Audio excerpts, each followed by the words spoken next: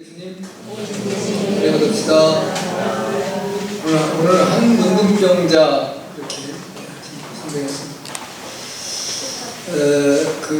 우리가 잘 아는 것처럼 이 누가복음 17장 10절 19절까지는 문둥병 환자, 지금 한센시병. 왜냐하면 그 병원에 이제 나병의 균을 발견하신 분이 한센이라고 하시는 분입니다. 이제 그래서 그분의 이름을 따라서 한센시병 또는 한센병 이렇게 표현을 해요. 지금 이제 우리가 가지고 있는 성경은 문둥병 이렇게 했는데, 또 이런 분들이 있으면 이제 이 시대에는 뭐라고 해요? 인격 모독을 한다거나 이렇게 막 하잖아요, 그죠? 이제 이전에는 그냥 앞을 못 보시는 분은 우리가 흔히 이제 아주 그냥 일반적인 쓰는 말은 장님 이런 말을 썼거든요. 큰일 이제 그 다음에 높임말이 소경인데 지금 시각장애인 이렇게 불러요. 지금 이제 이게 이제 우리가 그러나 이제 성경에 있는 대로 그대로 제가 말씀드리면 이제 한 문둥병자. 자, 이제 이 문둥병에 대한 규례가 레위기서 13장과 14장에 등장합니다. 여러분들이 이제 집에 가셔서 지금은 볼 수가 없고 제가 설명만 할게요. 레위기서 13장은 문둥병에 대한 규례예요. 그리고 14장은 그 문둥병을 어떻게 치료받고 해결받는가, 그 해결법에 대한 말씀해 주셔요. 근데 이제 성경에 나와 있는 레위기서 13장의 문둥병을 보면 이게 이제 좀 우리가 이해하기 어려운 게 많이 있어요. 왜냐하면 사람에게뿐만이 아니라 가축에게도 또는 의복에도 또는 이제 집 건물에도 이런 게 다 이제 병으로 등장이 되고 나가 있고, 또 이제 그 문둥병이라는 것을 더 정확히 얘기하면 이제 악성 이제 피부 질환이 성경에 말하고 있는 거예요. 거기 진짜 문둥병도 있어요. 근데 이제 거의 보면 문둥병 전체로 통칭을 그렇게 말씀을 해놓았는데, 그건 이 시대에 우리가 말하고 있는 문둥병 전체는 아니다라는 것이에요. 그런데 이제 현재도 문둥병 환자가 있는데 보면 전 세계적으로는 이제 학계의 발표를 보면 200만 명으로 생각을 하는데, 그런데 이제 그건 좀 문제가 있다.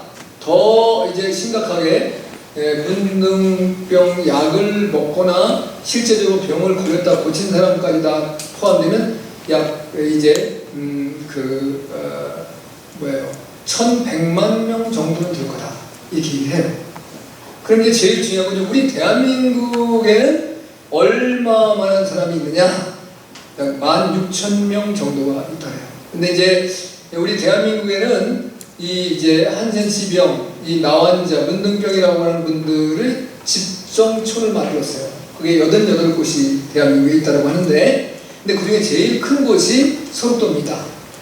이제 해남에서 거기 집사님 무슨 군이지? 고흥군이에요?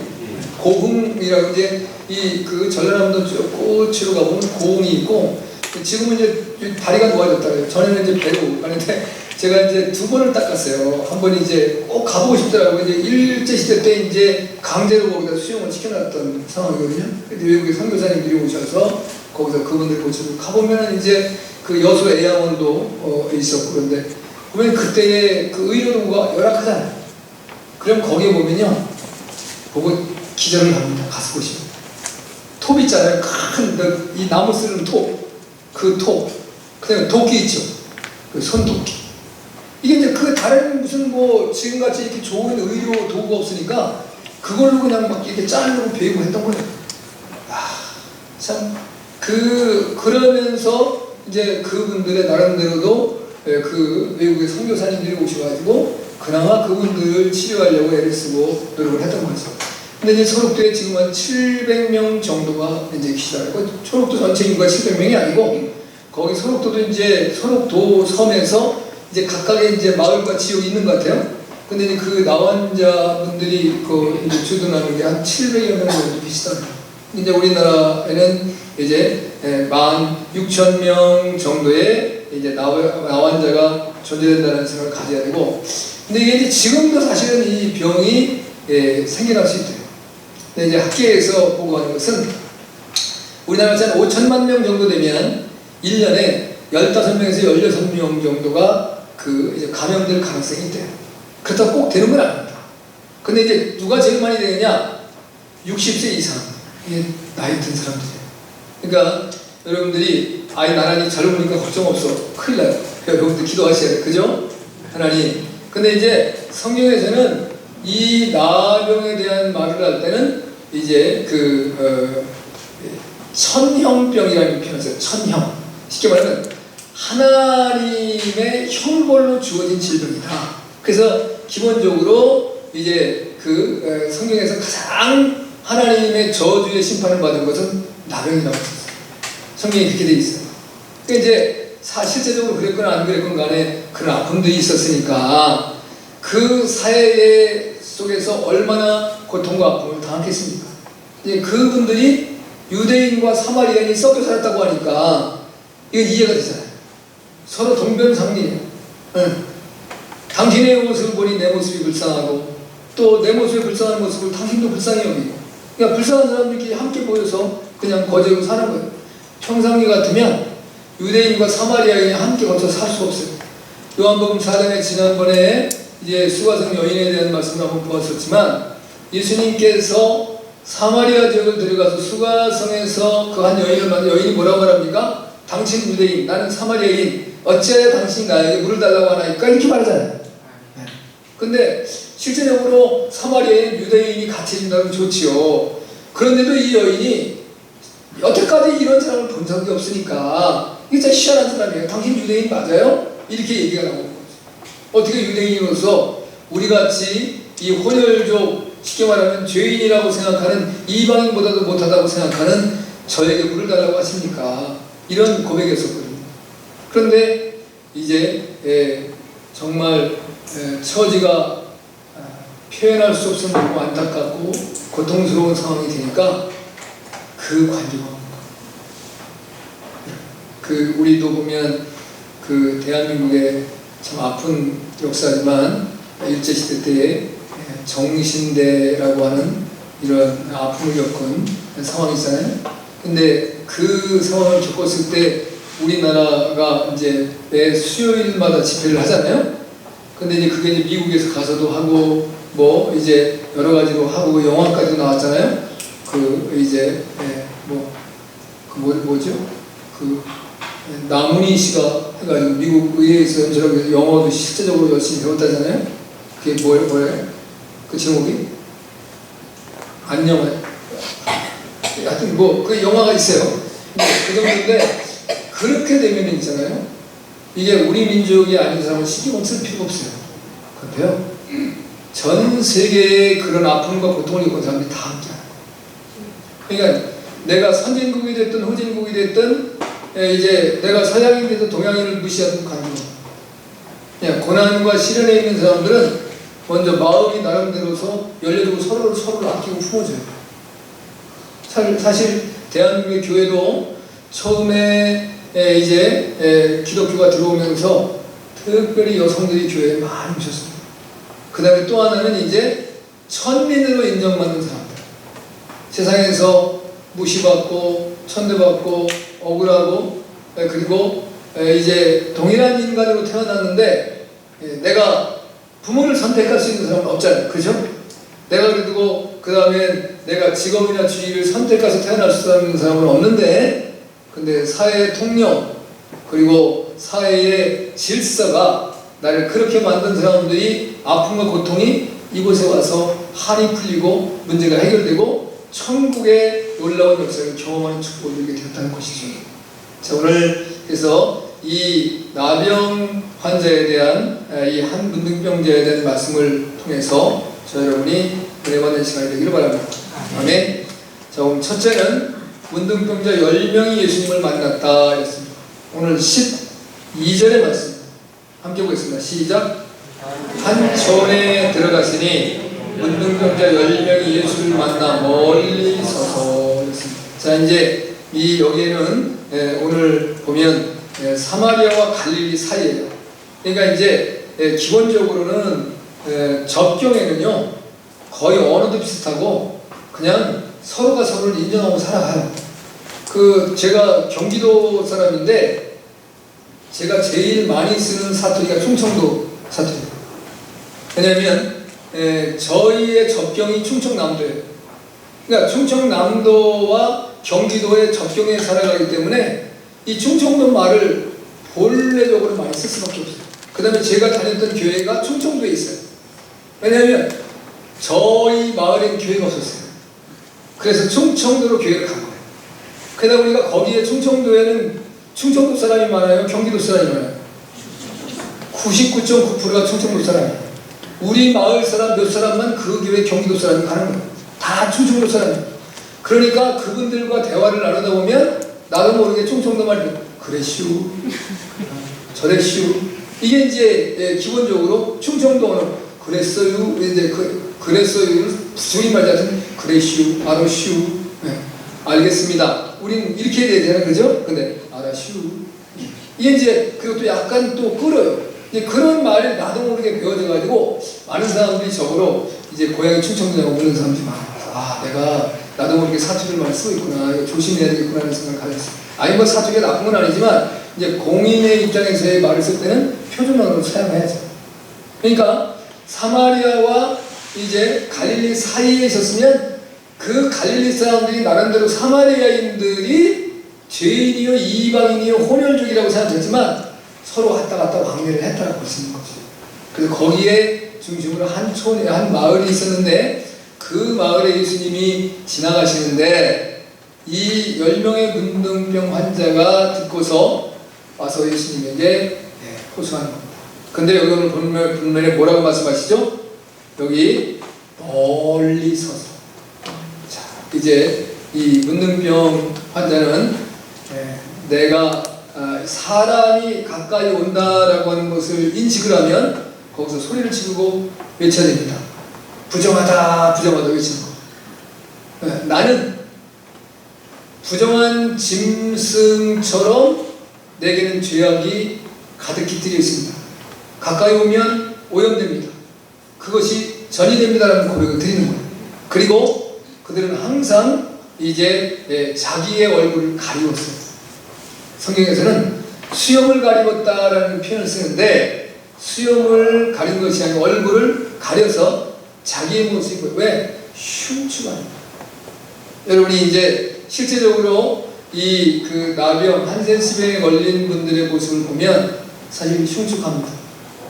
이게 이제 어떤 시인이 써놓은 글을 한번 읽었는데 아침에 일어났더니 손가락이 하나가 없어졌어요. 근데 아픈지를 몰라. 손가락이 없어졌는데 이게 아파야 되나? 그러니까 여러분의 몸에 상처가 나거나 뭐가 돼서 여러분의 통증이 있다면 감사하셔야 돼요. 살아있다는 증거예요. 근데 이게 어떤 중한 질병에 걸리면 상처가 나는데 아니면 어디에 부딪혔는데 통증을 못 느끼고 아픔이 없는 거예요. 요즘엔 뭐 통증 클리닉이라고 하는 병원이 생겨가지고 아주 환자들이 넘쳐난다고 하는데 통증을 두려워하지 마세요. 가다 보면 통증이 생기는 겁니다. 여러분 인생을 살아가면서 얼마나 아프터 서비스를 하고 사셨습니까? 그냥 웬만하면 그냥 사셨잖아요. 그래 나름대로 이제 나라에서 국민의료보험 제도라고 하는 것이 생겨가지고 2년에 한 번씩 홀수에 태어난 사람은 홀수에, 짝수에 태어난 사람은 짝수에 검진을 받을 수 있는 은혜를 주셔서 병원을 가서 내 몸을 미리 예방하고 예견도 하는 거지만 이전 같으면 좀 신경하시고 사는 겁니다.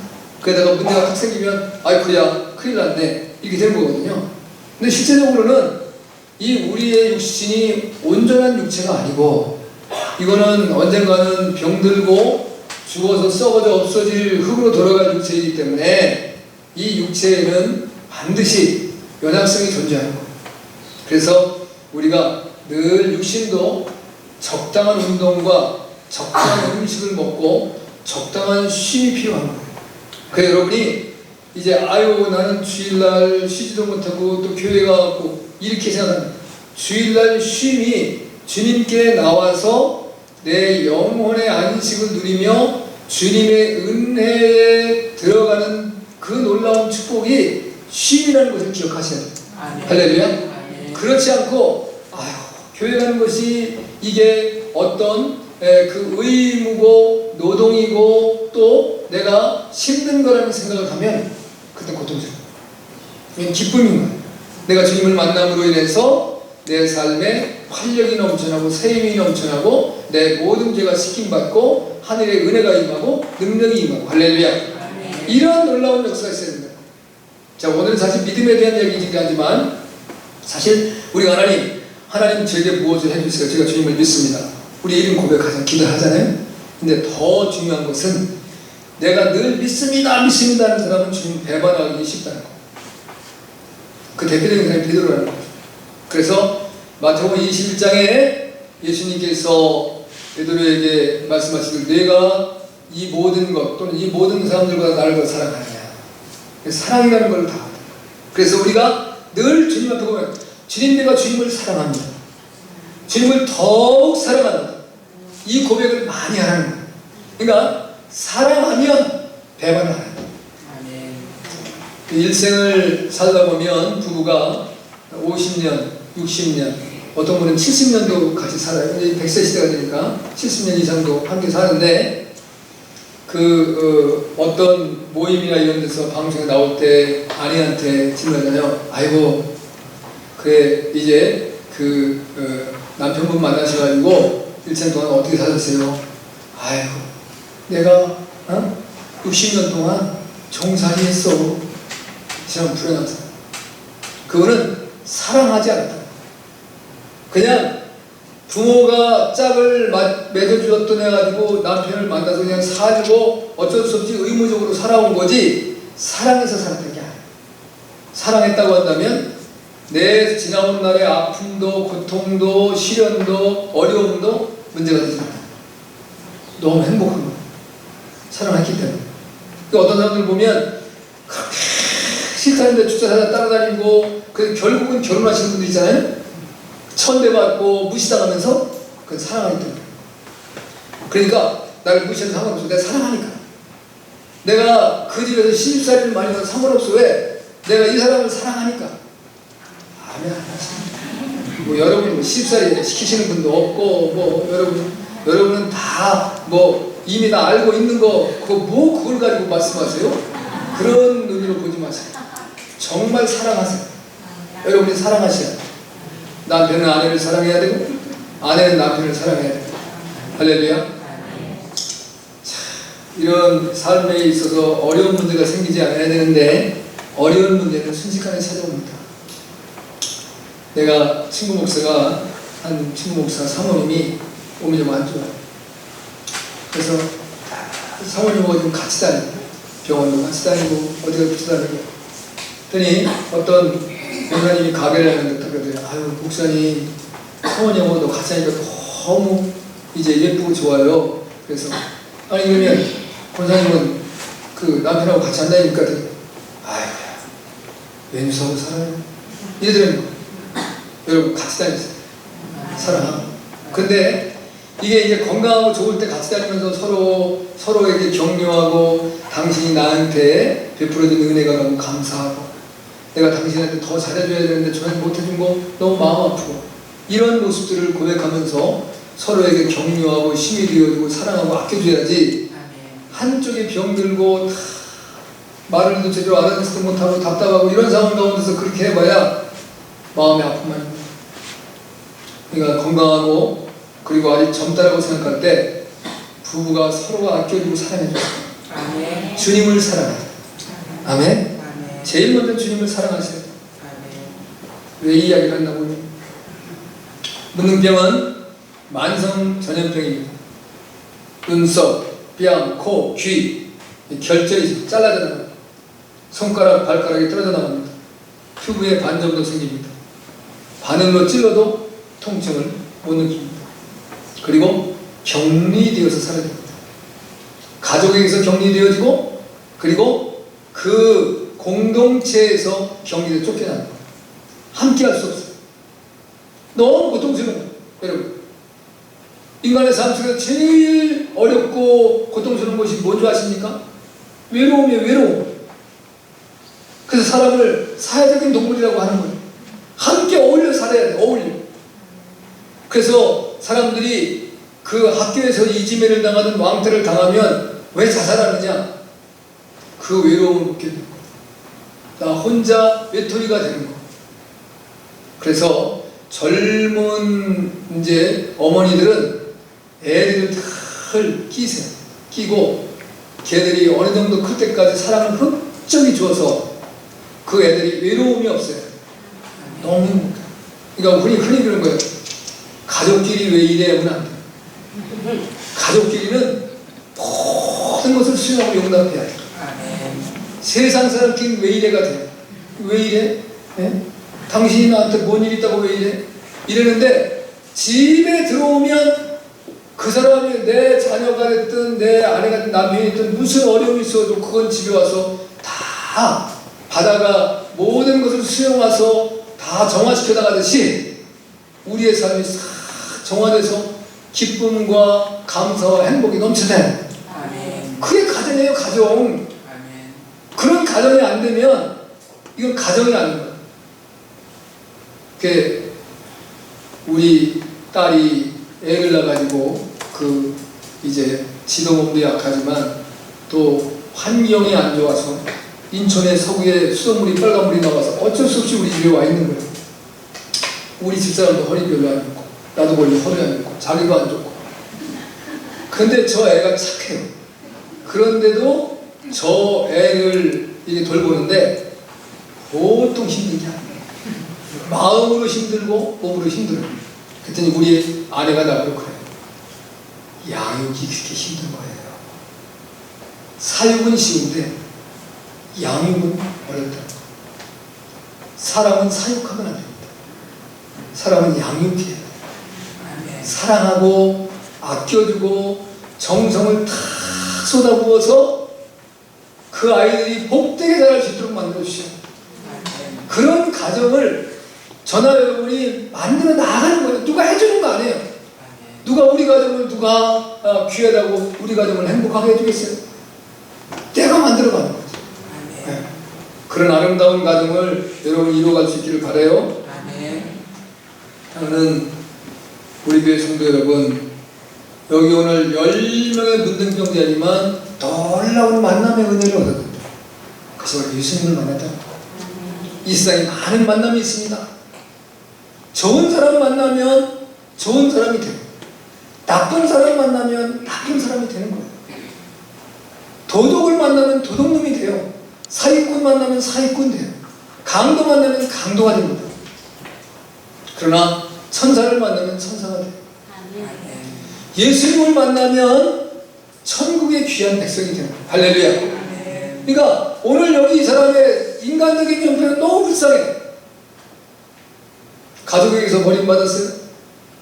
그리고 공동체에서 버림받았어요. 아무도 돌아보지 않고 인정해 주지 않아요.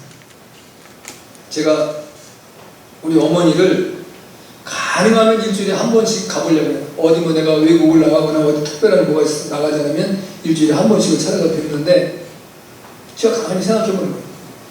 내가 어머니를 진실로 사랑하고 또 어머니를 잘 공경하는 건가? 아니면 내가 목사라고 하기 때문에 의무적으로 이게 어쩔 수 없어서 가는 건가? 이게 나를 스스로 생각을 자꾸 묻는 거예요. 그래봐야 오가는 시간에서 한 3시간 정도가 걸리는데 그 만나서 길게 있어야 1시간 아니면 30분 있다고 오는 거예요. 그 지난주 월요일에는 이제 정원을 같이 휠체어로 돌려줬더니 좋아하시더라고요. 자, 그런데 거기 갔더니 어떤 젊은 사람이 한 분이 오셨는데 아유 어디서 많이 뵈신 분 같다는 거예요. 어떻게 봤는지 모르겠어요. 자기 나름대로 부모님을 잘 찾아오는데 내가 목사라고 했더니 그러시면 제가 안산 나도 안산이라고 했더니 그러시나 그래서 목사님이시니까 그렇군요. 여기서 자주 뵌 것 같습니다. 얘기를 하더라고요. 근데 거의 사람들이 안 오세요. 부모님인데도 자녀들이 찾아뵙는 게 쉽지가 않아요. 형편이 다 있겠죠. 뭐 생활이 어렵든지 아니면 일이 바쁘든지 뭐 여러 가지로 뭐 이제 주변 상황이 있을 것인데 근데 이게 그 연세가 들고 나이가 들면 모든 게 억울한 거예요. 원하는 만큼 억울해요. 그러니까 며느리가 말이 많든 며느리가 구박을 하든 뭐 하든 모시고 사는 자식이 있는 사람은 너무너무 행복한 거예요. 할렐루야.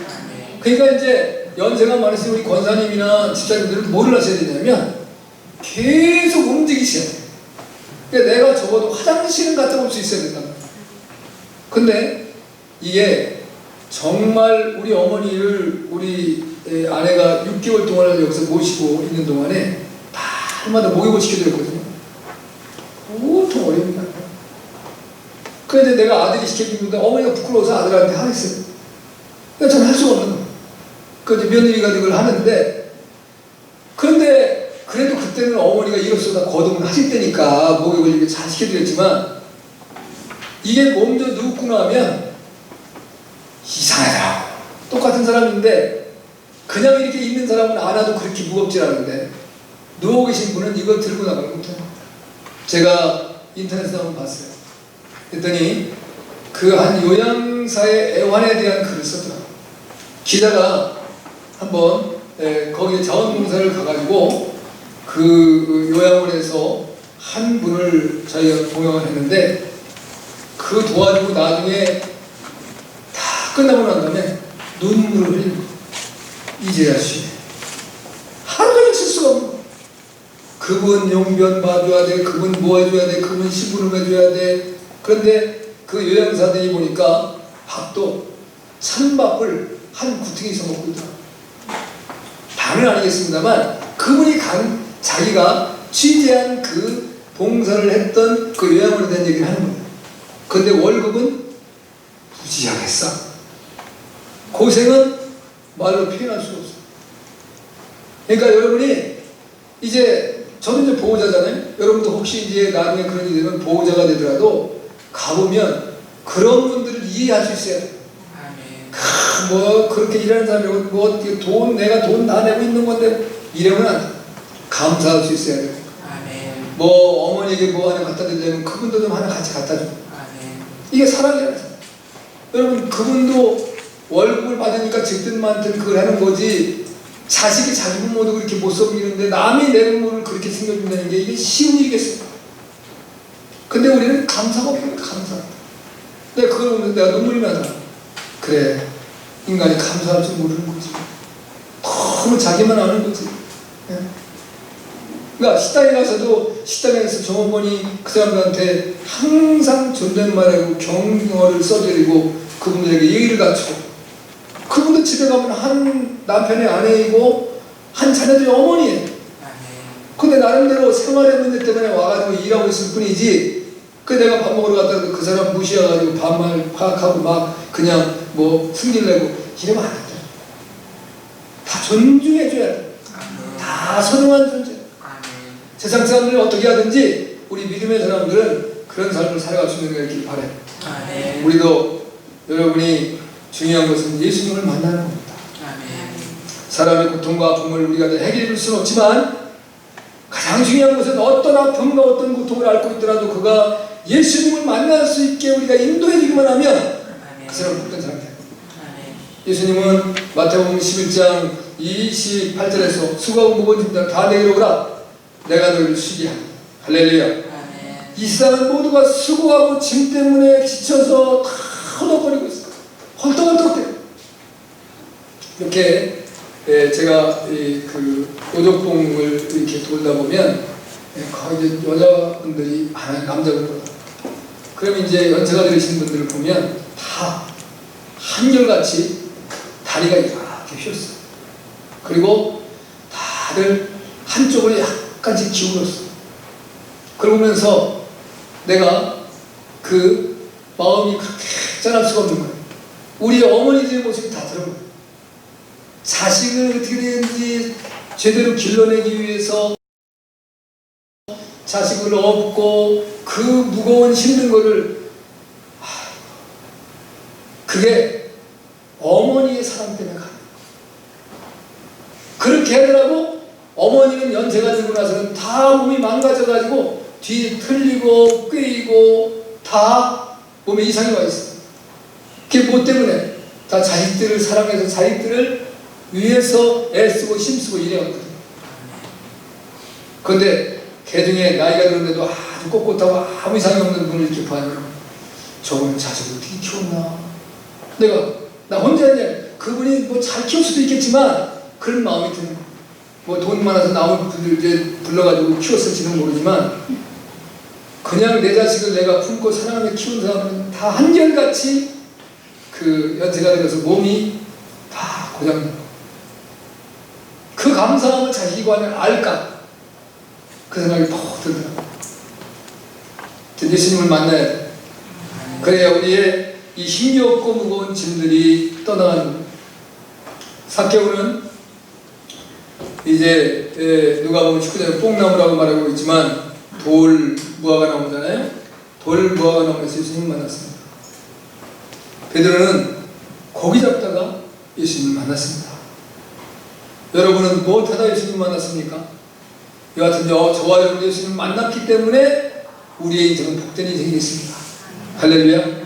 그러니까 내 주변에 주님을 알지 못하는 수많은 사람들이 다 수고하고 무거운 짐을 지고 지쳐서 지금 허덕거리고 있는 거예요. 그럴싸해 보여도 실제적으로 그 사람의 속을 들여다보면 다 고통과 아픔들이 한결같이 쌓여 있습니다. 그분들을 주님께로 인도할 수 있어야 됩니다. 만사하는 때가 있는데 전도서 3장에 보니까 1절에서 8절까지 28가지의 때가 있어요. 하나님 대비를 이루는 거예요. 14가지를 할 때 하지 않을 때. 이거 나눴습니다. 자, 가장 중요한 것은 우리가 주님을 만나는 때가 놀라운 축복이고 은혜입니다. 우리 고린도후서 6장 2절에 보면 지금이 구원을 받을 때요 은혜를 받을 만한 때다 이렇게 씁니다. 찬송가 358장에 보면 주여 나를 도우사 세월 허송 않고서 우리 인생이 세월 허송하지 않길 바랍니다.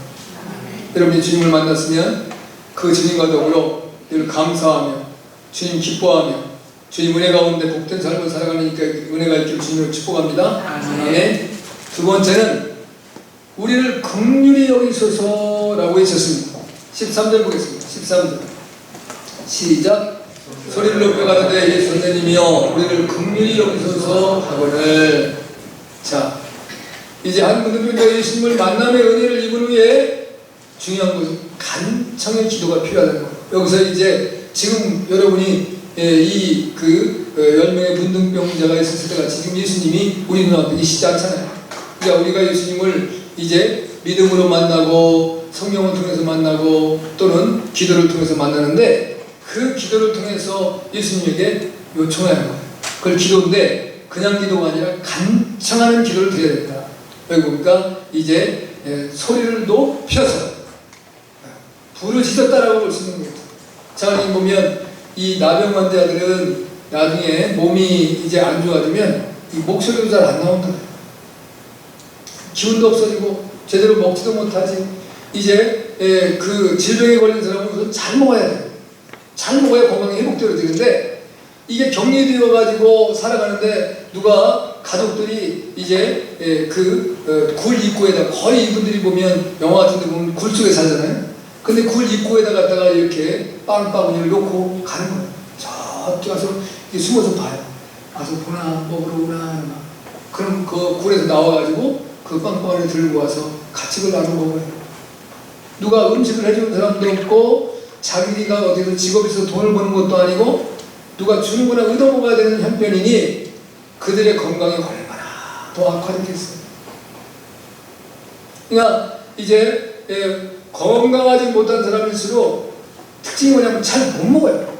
몸이 안 요구를 해요. 그런데 중요한 거는 여러분이 몸살이 걸리거나 감기에 걸리거나 병원을 안 가도 나을 수 있는 방법은 딱 하나가 있는데 그게 쉽지 않아요. 그건 뭐냐면 열심히 먹는 거예요. 안 먹히는 거를 굳이 먹는 거예요. 그러면 그 나의 음식을 받아들이지 않는 그 몸이 나한테 져버리면 내 질병이 떠나요. 내가 경험이 나니까. 이건 임상실험이 된 거예요. 근데 그게 쉽지가 않아요. 굉장히 어렵습니다. 이게 몸이 막 몸살이 힘겨울 때 진땀이 질질 나는데 음식을 먹는다는 게요, 상상이 안 돼요. 그런데 먹어야 돼. 어떻게 먹어요? 그때는 꾸역꾸역 먹는 거. 그때는 맛이 없으니까 이게 뭐 그냥 밥만 꾸역꾸역 먹어야 돼. 그렇게 먹으면 내 몸의 기능이 다시 살아나서 나에게 있는 질병이 떠나가. 아니 모든 질병이 그렇게 될지는 잘 모르겠는데 기본적으로는 이제 어떤 안 좋은 질병도 긍정적인 마음의 질병을 물리칠 수 있는 능력은 있어요. 할렐루야. 그래서 제가 늘 그러잖아요. 어떤 불치의 질병이나 이런 거에 걸렸을 때 중요한 것은 그 당사자의 그 심기입니다. 그 마음의 두려움이 딱 다가오면 끝납니다. 해결하지 못합니다. 그러나 나는 할 수 있다. 그래, 한번 해보자 라고 하는 자세를 가지고 네가 나를 이기려고 해? 내가 너 가지고 이길 수 있어. 이런 자세와 믿음을 가지고 달려가면 승리할 수 있어요. 할렐루야. 굉장히 중요합니다. 자, 여기 보면 이제 긍휼히 해주소서 그랬습니다. 마태복음 9장 22절에 보면 열대 혈류병 앓은 여인이 예수님의 옷자락을 맡았습니다. 그때 예수님께서 이제 어찌할 줄을 몰라하는 그 여인의 모습을 보고 따라 내 믿음이 너를 구원하였느니라. 믿음이 중요해요. 믿음으로 기도해야 돼요. 믿음으로 간절한 기도를 드리는 거예요. 마태복음 15장 28절에 보면 가나안 여인, 다른 데는 수로보니가 여인이라고 했어요. 아주 흉한 귀신 들린 딸, 그 딸을 고쳐달라고 예수님께 부탁하잖아요. 그때 예수님께서 내가 이제 떡을 떼어서 자네에게 주지 않고 개에게 주임이 마땅치 아니하다. 이방인은 개같이 그렇게 무시를 했어요. 그런데 이 여인이 뭐라고 해요? 개들도 주인의 상에서 떨어지는 부스러기를 먹나이다. 이걸 보고 있으니까 깜짝 놀랐어요. 야, 이제 이제부터 믿음 받아라. 따라 내 믿음이 너를 구원하였느니라. 할렐루야. 그래서 내 소원대로 되리라. 이래 봤어요. 우리의 믿음이 우리의 소원을 이루는 거예요. 내가 내 힘과 내 능력이 아니라 내가 주님을 향한 내 믿음, 주님을 향한 그 사랑, 그걸로서 내 소원을 이루어 나가는 역사가 있어야 됩니다. 여기 있는 문둥병 환자뿐만 아니라 저와 여러분이 그런 믿음으로 일어설 수 있기를 주님을 축복합니다. 아멘. 마지막으로는 하나님께 영광을 돌리며 살해했다 이랬습니다. 15절 16절에 먹겠습니다. 시작. 그 중에 하나가 자기의 나은 것을 보고 큰 소리로 하나님께 영광을 돌리며 돌아와 예수의 발 아래 엎드려 살해하니 저는 사마리아인이다. 이게 이제 감사의 삶을 사는 거예요. 구원받은 거룩한 백성이 된 다음에. 자, 보십시오. 기본적으로 레위기서 13장에 보면 문둥병이 이 사람이 문둥병 환자다 아니다는 결정은 누구냐면 재상이 됐어요. 당시에는 이제 이 사람은 치료하는 결정이 아니고 질병을 구별하는 결정권이 재상에 있었다. 왜냐하면 당시에는 그렇게 사리를 분별하고 지혜와 지식을 가진 사람들이 많지 않았다는 거예요. 자, 지금이니까 우리가 지금 우리의 자녀들이 다 대학 나오고 대학 꼭 안 간 사람이 있으면 부모님이 안 보내려고 안 보낸 게 아니라 제가 죽어도 난 대학 안 간다 해서 안 간 거예요. 그렇지 나머지는 다 거의 대학 나오고 다 적어도 고등학교 이상은 다 나왔어요. 우리 이제 대한민국 세계에서 문맹률이 제일 적은 나라예요. 왜? 언어를 우리에게 주셨기 때문에. 이게 놀라운 축복입니다. 아니 무슨 미국 사람이면 다 어려워. 미국에요 글을 모르는 사람들이 15%가 된다는 거 아니에요. 근데 글을 모르는데 말은 한다니까. 왜? 태어나서 그냥 하다 보니까 말은 하는 거예요. 근데 우리 대한민국 사람들은 거의가 다 글을 알아요. 이게 대단하게 뛰어난 나라예요. 그런데 이전에는 거의 글을 알고 있는 사람이 한 마을이면 마을에서 촌장, 그 다음에 거기에 유수한 사람 몇 사람만 알지 나머지는 글을 몰라. 예수님이 사시던 시대를 돌아보아도 마찬가지예요. 글을 아는 사람이 그렇게 많이 없었다는 거예요. 더군다나 글을 알게 하는 데 놀라운 역사를 감당한 것은 성경의 성경. 대한민국이 이렇게 문맹률을 낮춘 놀라운 역사가 성경의 복음들이 뛰어났다는 겁니다. 그래서 하나님의 말씀을 통해서 성경을 보면서 글을 익히기 시작한 겁니다. 근데 이 세상의 학자들이나 이런 사람들은 그거에 대해 얘기를 안 해요. 나쁜 사람들이에요. 사실을 사실대로 팩트대로 얘기를 해줘야 되는데 그걸 얘기를 안 해요. 대한민국이 기독교로 인해서 대한민국은 놀라운 복과 축복을 얻은 나라예요. 그건 사실들은 세상은 인정을 안 하려고 하지만 그런데서 손바닥으로 하늘을 가릴 수 있습니까? 하나님의 역사입니다. 그래서 복음이 깊게 들어간 나라일수록 그 나라의 문맹률이 다 떠나갔습니다. 하나님의 말씀. 이전에는 기독교, 서양의 기독교가 있을 때 프랑스, 독일, 그다음 네덜란드, 영국 이런 나라도 성도들이 거의 문맹이요. 왜? 성도는 성경을 못 읽었어요. 누구만 읽었느냐? 목사만 성경을 가지고 있었던 거예요. 지금 여러분 집에 성경 몇 권씩 있어요? 딱 한 권만 있어요? 아니에요. 성경 지천에 널린 게 성경이에요. 집에서도 이렇게 가도 걸리는 게 성경이요. 네. 그렇게 성경이 많아. 이전에는 상상을 못해요. 글을 알 수가 없는 거예요. 주어도 못 읽지만 주지도 않아. 그러니까 영국에서 킹 제임스 성경은 제임스 왕이라는 사람이 일반 백성들이 성경을 읽을 수 있도록 길을 열어준 거예요. 그 이전에는 영국이 기독교로 말미암아 산업혁명을 일으키고 세계의 최강의 나라가 되었을 때도 백성들이 글을 몰랐다니까요. 그런데 제임스 왕이 백성들이 글을 읽을 수 있도록 성경을 이제 라틴어 성경을 해석해서 영어로 번역을 해서 그 성경을 읽을 수 있도록 회중들에게 나눠줍니다. 그 혁명의 혁명. 예, 여러분은 너무 행복합니다. 할렐루야. 캐톨릭은 지금도 회중이 성경 안 가진 사람들이 거의 대다수. 그냥 기도문만 있어요. 기도서. 그 다음에 찬미집만 있어요. 그러면 여러분 이제 장례집에 가면 캐톨릭의 그 사제나 그 신도들이 하는 걸 보면 이제 부러워요. 모이는 건 참 잘해요. 근데 그 사람들은 자기들이 하는 건 아무것도 없어요. 거기에 대한 기도서 가지고 있는 거. 한 사람이 뭘 하면 다른 사람들은 이제 거기다가 응답송을 읽어주는 걸 같이. 그걸 끝이. 여러분, 감사한 거예요. 감사할 수 있어야 돼요. 감사. 감사를 놓치고 살아가는 인생이 가장 불쌍한 인생이에요. 사마리아 사람은 이제 북이스라엘이 멸망당해서 생겨난 족속입니다. 아수르 사람과 북이스라엘 사람이 이제 그 사이에서 태어난 사람들이 사마리아 사람인데 혼혈족이에요. 근데 유대인들은 순수혈통을 강조한다. 섞이면 안 된다. 그래서 그들은 밭에다가 씨앗을 뿌려도 섞어서 뿌리지 않습니다. 보리는 보리만 뿌리고 밀은 밀만 뿌려요. 밀과 보리를 함께 뿌리면 큰일 납니다. 그게 그들의 삶의 어떤 원칙이에요. 옷도 이제 무늬 있는 옷을 안 입는 거예요. 그래서 검은 옷 아니면 흰 옷이요.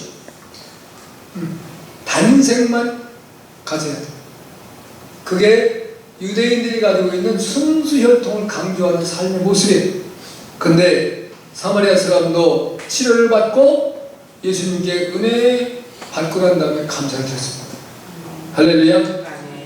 자 보면 그래서 예수님께서 뭐라고 말씀하셨는데 질침에 내 몸을 내가 치유하노라 이런 말씀 주신 적이 없어요. 가서 제사장에게 네 몸을 보여라.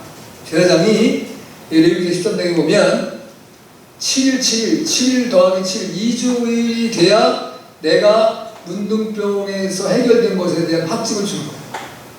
첫째는 문둥병에 걸린 사람이 내가 나았다라고 하면 가서 비둘기 2마리를 가지고 와서 제사장이 밖에 나가서 비둘기 1마리를 잡아서 피를 제단에 뿌리고 그 다음에 살아있는 비둘기에다가 그 죽은 비둘기의 피를 발라서 날려보내요. 그게 한 주간이 지난 다음에 다시 오면 그 사람에게 문제가 없이 해결이 됐으면 그 사람에서 번제와 속죄제와 속건제와 화목제를 드리고 난 다음에 그 사람이 깨끗하다는 인정을 받아야 그 공동체와 가족으로 돌아오는 겁니다. 이러한 절차를 누가 허락해줬냐면 제사장입니다. 예수님도 당시 유대인이고 유대의 교회에 있는 상황에 예수님도 그 사회의 질서, 종교적인 질서를 무너뜨리지 않아. 그래서 너희들이 제사장에 가서 내 몸을 보여라. 제사장이 낫다고 한다면 너는 가다가 다 났어요. 그 말 듣고 열매에 가는 거죠. 근데 유대인 9명은 어디론가 다 달아났어. 그리고 이 이방인같이 여겨졌더니 사마리아인 이 사람만 오늘 말씀에 나와 있는 것처럼 이제 큰 소리가 하나님께 영광을 돌리고 돌아와서 예수님의 발 아래 엎드려 살해했다. 근데 저는 사마리아인이라 이렇게 표현했습니다. 자, 성경에 보면 문둥병 걸린 사람들이 이제 여러 명 나오는데 그 중에 제일 먼저 하나님께서 모세의 손에 문둥병이 걸리도록 하세요. 그거는 모세로 말미암아 하나님이 내가 너와 함께 한다는 걸 보여주기 위해서 모세의 손에 문둥병을 바르겠어요. 하얗게 폈어요. 네 품에 넣은 땀 빼라. 그랬더니 싹 깨끗해졌어요. 왜? 그 애굽의 바로 왕 앞에 나아가서 내가 너를 보내 내 백성을 건져내어서 나로 그들로 내 백성들이 나를 예배드리게 하기 위함이다 라는 것으로서 그 명령을 줬는데 바로가 내가 전에도 애굽 사람을 죽인 것 때문에 내가 이런 고통을 당하는데 지금 내가 가면 그가 나를 살려주겠으면 죽이지. 그랬더니 내가 너를 보낸다. 내가 너와 함께한다. 걱정하지 마라. 첫 번째가 문둥병을 바르겠다. 그건 질병으로 온 것이 아니라 하나님의 표적을 나타내기 위한 이제 역사였어요. 그 다음에 모세가 자기의 아내 십보라가 죽고 난 이후에 죽었는지 안 죽었는지 정확하게 성경에 안 나와 있는데 하여튼 이제 죽었다라고 이해해요. 근데 구스 여인을 아내로 맞이합니다. 광야에서. 그거에 대해서 아론과 미리암이 불평하고 백성들이 불평하는 거예요. 그때 아론은 제사계장이니까 백성들과 하나님의 중개를 끊칠 수가 없어요. 이제 약 200만 명이 되는 사람들의 문제를 할마다 하나님께 고하고 알아야 되는데 그 사이에 문제 생기면 백성들은 죄악하면 다 죽어요. 그러니까 모세는 그냥 놔뒀는데 미리암은 문둥병이 걸렸어요. 그래서 이제 그걸 진 밖에 나가서 7일 동안 격리에 있다가 사람에게 침을 뱉어도 부끄러움을 당해서 격리돼야 되는데 문둥병이 걸렸는지 어떻게 하겠느냐. 그래서 이제 아론이 모세에게 간청을 해서 모세가 이렇게 기도했더니 일주일 동안 진 밖에 나가서 너는 격리되었다 와라. 이 홀로 고독과 외로움의 이 두려움이 무언가를 깨달아야 된다는 거예요. 그 다음에 구체적인 사건이 등장해요. 그것뿐만이 아니라 이 열왕기 하 5장에 보면 나아만의 장군 그 나아만 장군이 아람의 장군 나아만이 문둥병 걸린 사건이 등장해요. 그 다음에 엘리사가 그의 병을 고쳐줬는데 이제 그의 종이었던 게하시가 거기서 뇌물을 받아요. 주인 몰래. 그것 때문에 그 문둥병이 게하시에게 옮겨졌습니다. 뿐만 아니라 이제 열왕기 하 14장 역대하 26장에 보면 아마사 왕이 이제 또는 우시아 왕이라고 하는 자가 하나님의 전에 들어가서 분양하려다가 문둥병이 걸려요. 다양하게 문둥병에 대한 규례들이 나옵니다. 근데 문둥병이 걸리면 왕이라고 할지라도 격리되었어요. 왕은 이제 격리되어서 자기 아들이 왕직을 수행하는 역사가 나타난다고 볼 수 있습니다. 자, 그런데 여기 9명의 문둥병 유대인들은 다 고침받았는데 감사를 안 했다 이거예요. 그런데 사마리아 사람은 받은 은혜 너무 커서 예수님께 감사를 드리잖아요. 지난번에도 이제 수가성의 우물가의 여인이 예수님을 만나고 너무 감사해서 은혜를 감사해서 주님께 예배를 드리고 나아가서 자기 모든 성의 백성들에게 내가 메시아를 만났다라고 주님께로 나와 그들이 구원받는 놀라운 축복의 역사를 나타내 주었습니다. 우리가 지난번에는 이제 율법서에 대한 말씀을 보면서 누가복음 10장에 선한 사마리아인 강도 만난 사람을 도와준 사람들 그 선행의 모습을 보잖아요. 그러니까 이방인이든 사마리아인이든 하나님께 받은 은혜를 반드시 감사하고 살았는데 구원의 백성이요 하나님의 축복받은 백성이라고 자부하고 자기만이 하나님의 이제 장자라고 하나님의 부인이라고 고백했던 유대인들은 감사를 몰랐다. 이 안타까운 모습. 그러니까 병원 치유받았지만 구원의 바다에서 떠나 나갔어요.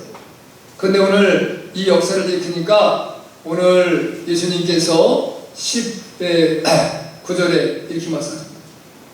그에게 이르시되 일어나가라 내 믿음이 너를 구원해. 할렐루야. 아멘. 자, 예수님을 만나는 게 가장 큰 은혜고 축복이지만 만나고 난 다음에 내가 이제 그 주님의 삶을 주님의 은혜 가운데서 다 내 모습을 고백하고 주님께 아뢰고 기도하는 일을 게을리해서는 안 돼요. 제가 지난번에도 그랬잖아요. 지난 시간에도 우리가 예수님 믿는 건 쉬운데 기도하는 건 너무 어렵다. 여러분 열심히 기도하세요. 네, 힘 있을 때 나중엔 기도하고 싶어도 기도 못할 때가 와요. 기운이 없으면 기도도 못해요. 기운이 있어야 돼요. 그러니까 여러분이 힘 있을 때 더 열심히 기도하세요. 그리고 기도하고 여러분의 삶에 어떤 이제 문제에 대한 해결과 응답이 있으면 반드시 하나님께 영광 돌리며 감사드려야 된다. 그러면 뭐가 우리에게 은혜가 축복이냐? 영원히 구원받는 거예요. 내가 이 어느 분이 글을 쓰는 걸 보고 이게 이 사람도 나름대로 괜찮은 믿음을 가지고 있구나 그러는데 이 사람도 목사예요. 근데 이 표현을 써요. 여러분 잘 들으셔야 돼요. 처음을 받은 사람은 많은데 택함을 받은 사람은 심히 적다. 뭐냐면 교회에 나오는 사람은 수도 없이 많은데 천국 가는 사람은 매우 적다는 거예요.